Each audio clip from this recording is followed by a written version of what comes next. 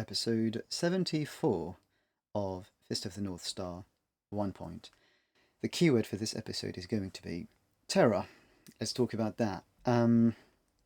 Ryuga follows Rao first. In this episode we get that weird village that smiles, right? Creepy. And so, of course, I avoid just saying the things that are explicit in the anime in these videos. But I want to mention one thing that is very cool, which is actually something that happens in this anime in the previous episode, but it's about terror, and that's mainly developed in this episode. Rao tells Ryuga that in his absence we see all of those villains massacring people in the name of Rao. And people say, but when Rao was around, it wasn't this bad,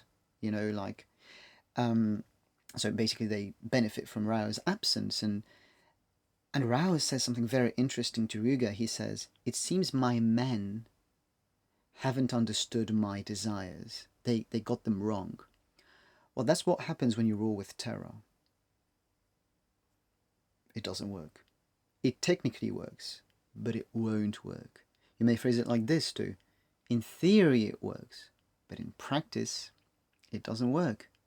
You rule with terror because you think terror is great, but what happens is that you see the reality of what happens when you rule with terror. You may think terror is great, but when you apply it, your own men are going to apply terror because they love it. And they're going to massacre people, and that's the only possible outcome. And that's how Ryuga now is hesitant, which is the real tree, because with the village of those who smile, he sees how Rao teaches how to fight. That's definitely good. That's 𝚿𝚎𝚅, by the way, that we just developed, who avoids conflict, and those people avoid conflict. So that's, Rao is right there. That the flaw of that village is the main flaw of 𝚿𝚎𝚅. Everything we said about 𝚿𝚎𝚅, right? His fatalism and so on. And I'm hearing noises. Sorry. But so Ryuga is hesitant, and he's like, what actually works? Because he sees that Rao makes a point, and that's gonna work. But then what about Kenshiro? And so we start seeing that terror actually doesn't work. Your own men won't understand you.